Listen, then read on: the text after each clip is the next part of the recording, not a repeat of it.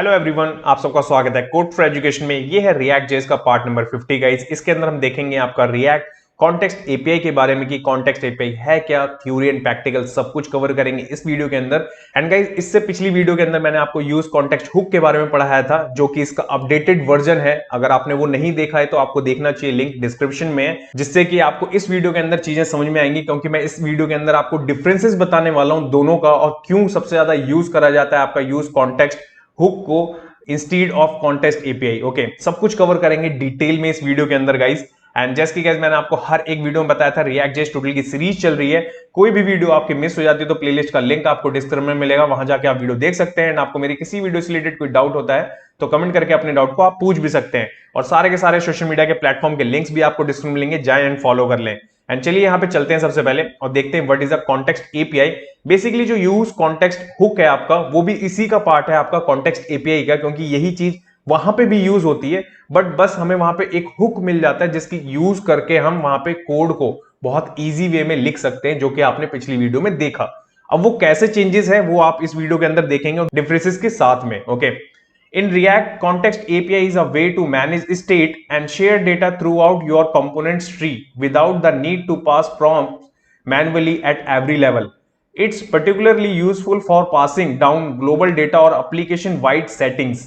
जैसे कि मैंने यहां मेंशन कर रखा है, आपका कॉन्टेक्स्ट एपीआई आपका किस लिए यूज करते हैं, हम मैनेज स्टेट के लिए, और जो डेटा है वो हम शेयर कर सकते हैं अपने जितने भी कंपोनेंट्स होते हैं, कंपोनेंट के ट्री। पिछली वीडियो में आपको दिखाया भी था कि जो ट्री बनता है आपका, आप चाहते हैं कि किसी भी कंपोनेंट पे आप अपने डेटा को डायरेक्टली एक्सेस कर सके, उस केस में आपका कॉन्टेक्स्ट एपीआई भी हेल्प करता है, same like use context. Okay, तो यहां पे ये चीज का मीनिंग है। और इसके बाद में मैंने कुछ चीजें यहां पे मेंशन करी है, यूज केसेस, किस किस यूज केसेस में आपका कॉन्टेक्स्ट एपीआई हेल्पफुल है यहां पे। तो यहां पे मैंने चीजें मेंशन करी है। तो पहला नंबर पे है आपका provider and consumer relationship. Consumer आपको यहां पे बहुत बार सुनने को मिलेगा गाइस, क्योंकि आपका जब मैंने पिछली वीडियो के अंदर आपको मैंने जो सिखाया है, वहां पे आपका यूज कॉन्टेक्स्ट है आपका, ठीक है, वही यहां पे आपका क्या है, कंज्यूमर है। सबसे पहले आपका कॉन्टेक्स्ट एपीआई ही आता है, फिर उसके बाद में वो हुक आता है। बट मैंने आपको हुक इसलिए पहले पढ़ा दिया कि आपको कॉन्टेक्स्ट एपीआई ज्यादा अच्छे से समझ में आ सके। ओके, तो यहां पे जो आपका मिलता है प्रोवाइडर एंड कंज्यूमर रिलेशनशिप के अंदर, तो कॉन्टेक्स्ट एपीआई क्या करता है, सबसे पहले जो उसका कॉन्सेप्ट होता है पूरा का पूरा, वो चलता है आपका प्रोवाइडर के अकॉर्डिंग। जैसे कि आपने देखा था create, provider and use context देखा था पिछली वीडियो में। तो इस वीडियो के अंदर होता है आपका क्रिएट, प्रोवाइडर एंड उसके बाद होता है आपका कंज्यूमर। यहाँ पे यूज कॉन्टेक्स्ट हम यही यूज करेंगे, क्योंकि हुक का यूज करना ही नहीं है हमें इस वीडियो के अंदर। ओके, और जो हमारा ये क्या करता है, आपका रैपिंग करने से रिलेटेड जो भी हमारे कंपोनेंट की ट्री होते हैं उसको मैप करने का काम करता है, जो कि हमारे नेस्टेड कंपोनेंट्स होते हैं। तो पहला पॉइंट तो ये है आपका। सेकंड, इसके बाद अगर मैं आपको बताऊं यहां पे creating a contest. Okay, create a contest using the create context function from the react modular. अब यहां पे जो मैंने एक लाइन लिखी है, तो क्रिएट कॉन्टेस्ट आपने पिछली वीडियो में भी देखा था कि किसी भी चीज को स्टोर करवाने के लिए और रिएक्ट के मॉड्यूल को यूज करने के लिए हमें ये यूज करना पड़ता ही है। और डिक्लेरेशन कैसी होती है उसका एग्जांपल मैंने यहां पे नीचे मेंशन कर रखा है, आपका कॉन्स्ट माई कॉन्टेस्ट और रिएक्ट डॉट रिएक्ट कॉन्टेस्ट और डिफॉल्ट वैल्यू। डिफॉल्ट वैल्यू भी दे सकते हैं आप, या फिर आप डायनेमिक भी पास कर सकते हैं, जैसे कि पिछली वीडियो में मैंने आपको करके दिखाया था। ओके, नेक्स्ट यहां पे आपको मिलता है प्रोवाइडर कंपोनेंट। प्रोवाइडर कंपोनेंट होता क्या है, प्रोवाइडर कंपोनेंट होता है आपका बेसिकली रैपिंग करने के लिए। जब कभी भी हम किसी भी चीज में हम क्रिएट करते हैं आपका, जब हम कभी भी आपका कॉन्टेक्स्ट एपीआई यूज करते हैं, वहां पे हम क्रिएट करते हैं, मानिए react dot create context API कर रहे हैं और किसी में स्टोर करवा लिया हमने, फिर उसको यूज करने के बाद में हम अपने चिल्ड्रन कंपोनेंट्स के जितने भी फाइल्स होती हैं, मानिए आपने पेरेंट लेवल पे कुछ कंपोनेंट्स की फाइल्स को इंपोर्ट कर रखा है, तो हम उन्हें क्या करेंगे, रैपिंग कर देंगे अपने किस में, इस जो वेरिएबल आपने यहां पे डिक्लेयर कर रखा होगा उसके साथ में, प्रोवाइडर को यूज करने के बाद में। इसके बाद है नेक्स्ट आपका कंज्यूमिंग द कॉन्टेस्ट। अब मानिए कि जो चीज हमने बना ली, लिख ली, उसके बाद में कंज्यूम भी तो करना है हमें कंपोनेंट लेवल पे। Use the consumer component on the use context hook to access the context data. अब यहां पे आपने देखा होगा यूज कॉन्टेक्स्ट हुक के बारे में भी मैंने यहां पे मेंशन कर रखा है, क्योंकि इससे पहले जब अभी जो मैं कॉन्टेक्स्ट एपीआई पढ़ा रहा हूं, इसके अंदर हम क्या यूज करते थे, आपका कंज्यूमर। बट आपका हुक आने के बाद में हम सीधा क्या यूज कर सकते हैं, आपका यूज कॉन्टेक्स्ट। सिंपल, इतना इजी हो गया है, आपका सारा का सारा डेटा एक्सेस हो पाता है। ओके, इसके बाद है नेक्स्ट आपका डिफॉल्ट वैल्यू। डिफॉल्ट वैल्यू में आपको यहां पे क्या करना होता है कि या तो आप जो भी आप पास कर रहे हैं डायरेक्टली कुछ इस पैराथेसिस के अंदर पास कर सकते हैं, जो मैंने यहां पे मेंशन करा है, सेम मैंने नीचे भी मेंशन करा है उसी चीज को। या तो आप कुछ इस तरीके से पास कर सकते हैं, या फिर आप वेरिएबल्स बना के कॉन्स्ट में डिक्लेयर कर करके अलग से उसे वैल्यू के साथ में भेज सकते हैं, और फिर उस चीज को वहां पे गेट कर पाएंगे आप चिल्ड्रन कंपोनेंट पे, जो कि आपने पिछली वीडियो में देखा है। ठीक है, इसके बाद चलते हैं यहां पे हम नेक्स्ट, कुछ और पॉइंट्स भी हमारे पास में यहां पे।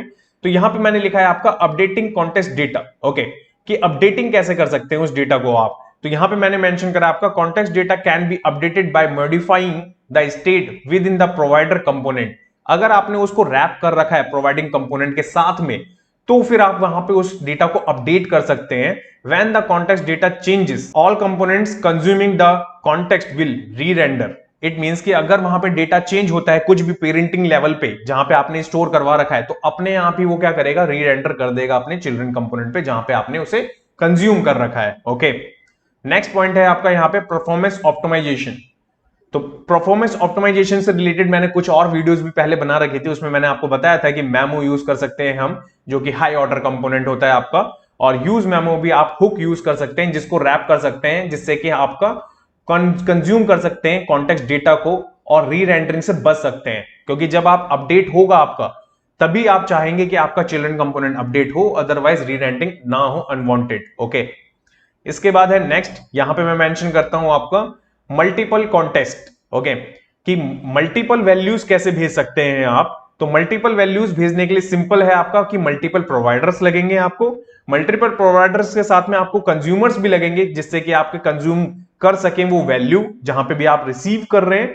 यहां पे मैंने मेंशन कर रखा है आपका each context work independently and components can consume data from multi context. मतलब कि आप अलग अलग तरीके से इंडिपेंडेंट क्रिएट कर सकते हैं और डिफरेंट डिफरेंट कंपोनेंट्स में जाके उस मल्टीपल कॉन्टेक्स्ट को वहां पे गेट कर सकते हैं और यूज कर सकते हैं। ठीक है, इसके बाद है नेक्स्ट आपका यहां पे कैविट्स एंड कंसीडरेशंस। ओके, तो यहां पे मैंने मेंशन करा है आपका context is best suited for data that is truly global और needs to be accessed by multi components at different levels.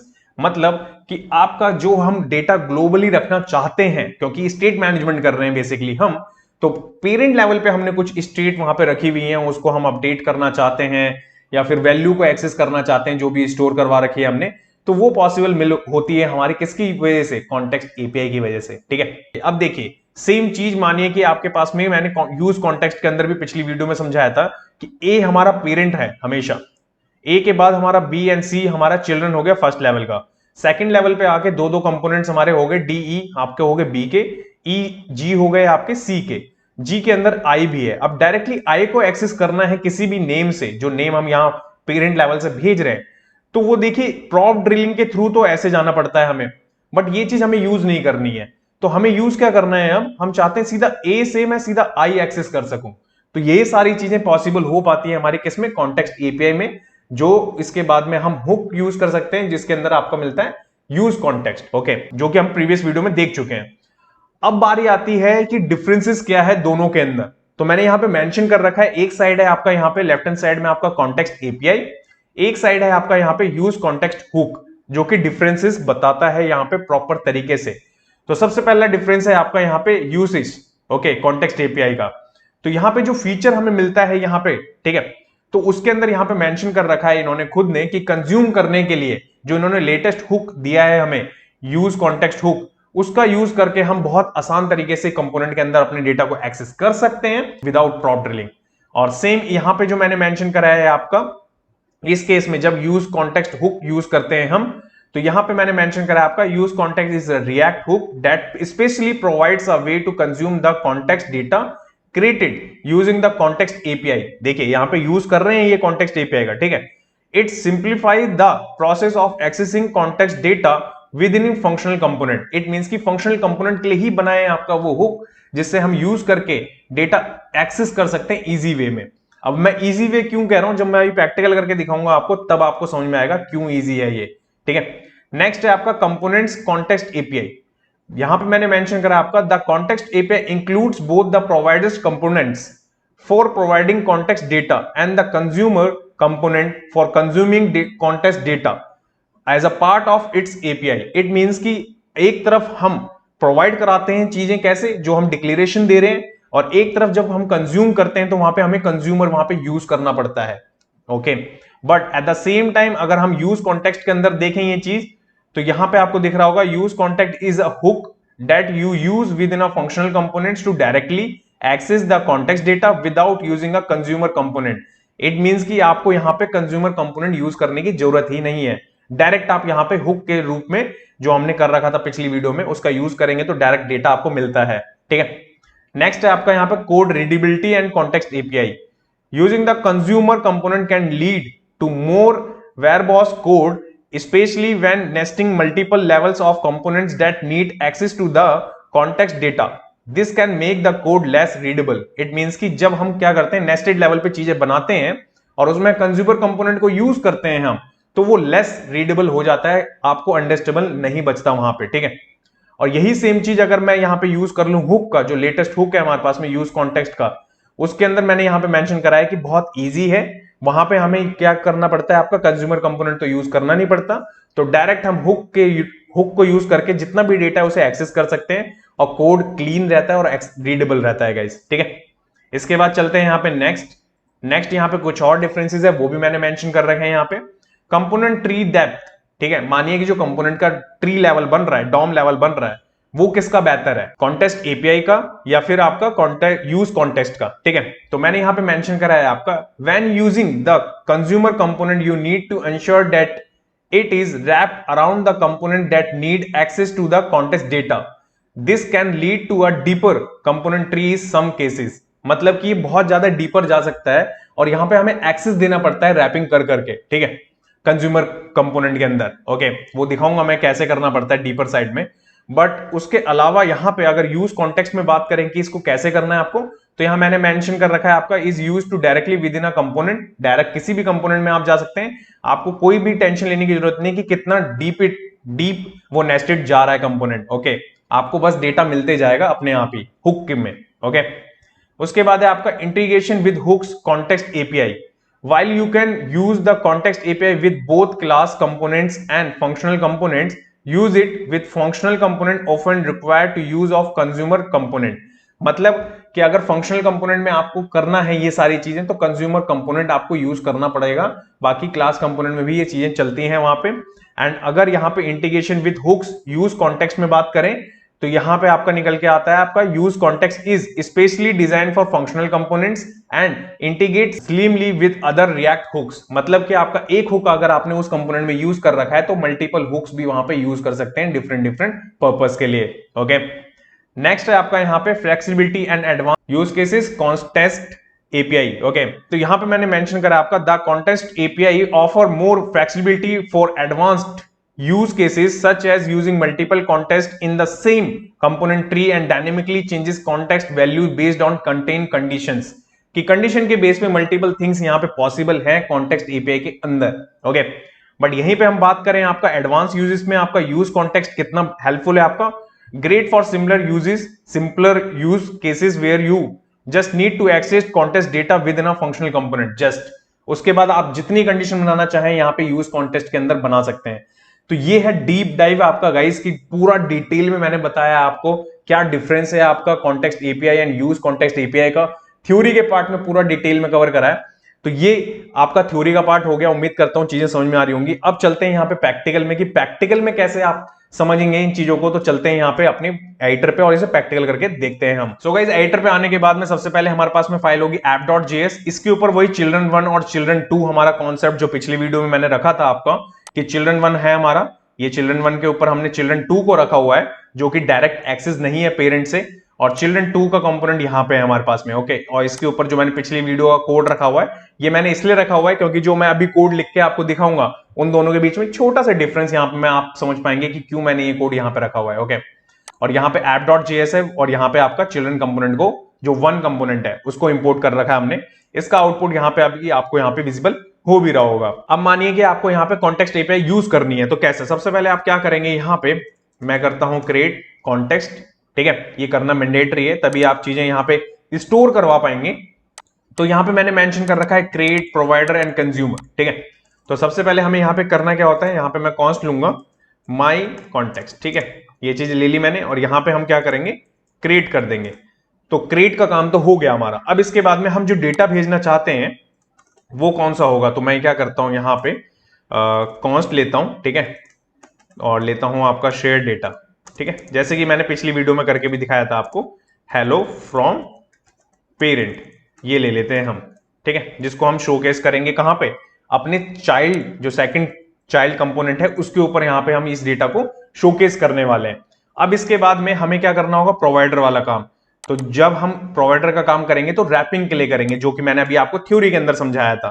तो हम क्या करते हैं यहां पे डॉट प्रोवाइडर, ये देखिए कुछ इस तरीके से अपने चिल्ड्रन कंपोनेंट को और H1 को हम रैप कर देंगे इस जो माई कॉन्टेक्स्ट प्रोवाइडर है उसके साथ में।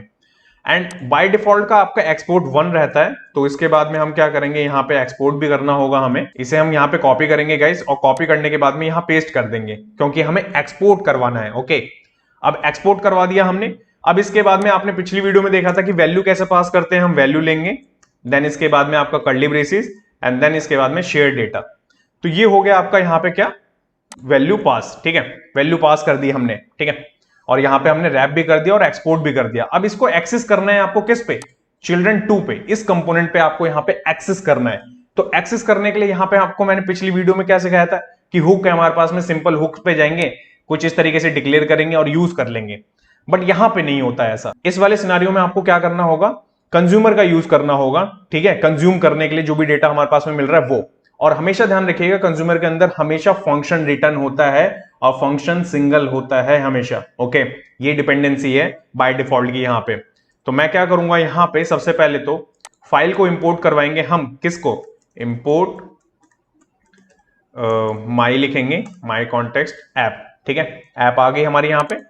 अब इस ऐप को ही हमें यूज करना होगा यहां पे, जैसे कि मैंने पिछली वीडियो में आपको समझाया था, जब कभी भी हम डिक्लेयर करते हैं, जो भी क्रिएट करते हैं हम, क्रिएट के पार्ट में जो भी हम वेरिएबल का नाम देंगे, उसी को आपको एक्सपोर्ट भी करवाना होगा और उसी को यहां पे इंपोर्ट भी करवाना होगा, जिससे कि आप यूज कर सके उसे, ठीक है। अब इसके बाद में हम इसे यूज कर रहे हैं, देन इसके बाद में यहां पे आपका कंज्यूमर, ठीक है, जो कि मैंने अभी आपको थ्योरी के अंदर समझाया था। और यहां पे जो मैंने अभी आपसे कहा था कि इसके अंदर फंक्शन रिटर्न होता है, तो हम फंक्शन के लिए यहां पे कर्ली ब्रेसिस, एंड देन यहां पे मैं क्या करूंगा आपका, मैंने वहां से क्या पास करा था, मैं यहां पे उस वेरिएबल का नाम ले लूंगा, यहां पे शेयर डेटा करा था, ठीक है, शेयर डेटा को मैं लूंगा। शेयर डेटा के बाद में हम क्या करेंगे, आपका यहां पे एरो फंक्शन बना लेंगे कुछ इस तरीके से। ओके, रिटर्न लेंगे आप, यहां पे रिटर्न के अंदर हम क्या करेंगे, यहां पे मैं पी ले लूंगा, पी लेने के बाद में हम यहां पे पेस्ट कर देंगे अपने शेयर डेटा को। ये देखिए, तो आप देख पा रहे हैं यहां पे किस तरीके से हमने, क्योंकि हुक नहीं है हमारे पास में, यहां पे कॉन्टेक्स्ट एपीआई हमें डायरेक्ट यूज करनी है। तो डायरेक्ट यूज करने के केस में हम क्या करेंगे, हम यहां पे सबसे पहले तो हमने यहां पे अपनी फाइल पे इंपोर्ट करवाया, जो भी हमने वहां पे कॉन्टेक्स्ट एपीआई क्रिएट कर रखी थी वो, एंड क्रिएट करने के बाद में उसे रैपिंग कर रहे हैं हम कैसे, डॉट कंज्यूमर से, उसके अंदर कर्ली ब्रेसिस, क्योंकि वो फंक्शन है एक, और एरो फंक्शन के अंदर जो पैरामीटर हम वहां से भेज रहे हैं वो, उसको गेट करके हम यहां प्रिंट करवा पा रहे हैं। यहां करूंगा मैं सेव, एंड सेव करने के बाद चलेंगे यहां पे ब्राउजर पे, एंड ब्राउजर पे आने के बाद आप देखेंगे तो देखिए हेलो फ्रॉम पेरेंट, जो आपको यहां पे वैल्यू दिख रही होगी, जो कि पेरेंट से चिल्ड्रन पे, सेकंड चिल्ड्रन पे हम गेट करके यहां पे प्रिंट करवा रहे हैं। तो यहां पे कॉन्टेक्स्ट एपीआई में कुछ इस तरीके से यहां पे हम प्रिंट करवा सकते हैं गाइस। अब आप में से बहुत सारे लोगों का होगा कि मल्टीपल वैल्यू अगर हमने भेजी तो क्या होगा, तो मल्टीपल वैल्यू भेजने पे हम क्या करेंगे, सबसे पहले तो यहां पे हमें डिक्लेयर करना पड़ेगा। और जितनी बार भी मैंने आपको पिछली वीडियो में भी समझाया था, जितनी बार आप डेटा भेजेंगे, मानिए मेरे पास में शेयर डेटा एक और है, न्यू है, ठीक है, मैं न्यू भेज रहा हूं, और न्यू में मैं क्या कर रहा हूं आपका, ये देखिए मल्टीपल एंट्री कर देता हूं, ठीक है, ये मैंने यहां पे लिख लिया। इसके बाद में मैं क्या करता हूं, यहां पे इसका कॉपी पेस्ट निकालता हूं और मैं कर देता हूं न्यू आपका, ठीक है, ये हमने कर दिया। अब इसके बाद में आपको इसको रैपिंग भी करना होगा। रैपिंग कैसे करना होगा, तो देखिए पहले आपको यहां पे आना पड़ेगा, पहले सबसे पहले आपका कौन सा प्रोवाइडर होगा, माई कॉन्टेक्स्ट, ठीक है, फिर उसके बाद होगा आपका माई कॉन्टेक्स्ट न्यू, इसको रैप करना पड़ेगा अपने चिल्ड्रन कंपोनेंट को, जो भी आपका कंपोनेंट है, क्योंकि वहां पे आपको सेकंड पैरामीटर और जो डेटा आप कह सकते हैं वो पहुंचाना है। फिर इसके बाद इसको कॉपी करेंगे आप, एक्सपोर्ट करना होगा, कॉमा लगाएंगे आप यहां पे, इसे एक्सपोर्ट कर देंगे, मल्टीपल जितने भी आपको एक्सपोर्ट करने कुछ इस तरीके से कर सकते हैं। देन इसके बाद में आपको यहां पे वैल्यू पास करनी होगी, जो कि वैल्यू है आपकी यहां पे नई वाली, इसको हम कॉपी करेंगे, ठीक है, कर्ली ब्रेसेस लेंगे यहां पे इसके अंदर कुछ इस तरीके से। तो यहां पे हमने दो चीज बना ली, ठीक है, देखिए अगर मैं स्पेस करके आपको समझाऊं तो देखिए, सबसे पहले आपका पेरेंटिंग लेवल पे जो अभी डेटा आपका पास हो रहा था, क्योंकि एक क्रिएट करा था हमने, सेकंड हमने न्यू क्रिएट करा, तो न्यू के लिए फिर दोबारा प्रोवाइडर लगेगा आपका, तो प्रोवाइडर में हमने वैल्यू भेजी। अब प्रोवाइडर के बाद में हमें यहाँ पे कंज्यूमर चाहिए, तो यहाँ पे चिल्ड्रन कंपोनेंट पे जाएंगे, तो यहाँ पे आपका एक केस फंस जाएगा। ठीक है, यहाँ पे आपका जब हमने आपका यूज कॉन्टेक्स्ट यूज करा था वहां पे, तो बहुत इजी था, जस्ट आप ऐसे कुछ डिक्लेयर करते चलें और वहां पे आपका डेटा मिलता जाएगा, ये इजी है वहां पे करना। ठीक है, हुक के केस में। बट यहां पे जब कभी भी आपको कुछ इस तरीके से मेथड यूज करना है कॉन्टेक्स्ट एपीआई के अंदर, तो यहां पे आपका क्या है, फंक्शन रिटर्न कर रहा है। तो इस केस में आपको क्या करना पड़ेगा, देखिए, तो आप पहले तो इसे करेंगे रिमूव, ठीक है, और रिटर्न है। ठीक है, रिटर्न के अंदर हम क्या करेंगे, यहां पे आपका सबसे पहले तो इंपोर्ट करवाना होगा हमें यहां पे माई, ठीक है, कॉन्टेक्स्ट न्यू, ये हमने यहां पे इंपोर्ट करवा लिया। इंपोर्ट करवाने के बाद में अब एक और आपको रिटर्न के अंदर यही सेम चीज आपको बनानी होगी, और कंज्यूमर के साथ में ये देखिए कुछ इस तरीके से जो मैं यहां पे लिख रहा हूं। ठीक है, अब ये हमने यहां पे लिख दिया। अब इसके बाद में आपको यहां पे कैसे करना होगा कि मानिए कि मैंने यहां पे लिया आपका, अगेन सबसे पहले फंक्शन मिलता है हमें। ठीक है, अब मैं क्या करूंगा, आपका शेयर्ड न्यू है, क्योंकि न्यू लिखा था हमने, एरो फंक्शन बना लेंगे हम यहां पे।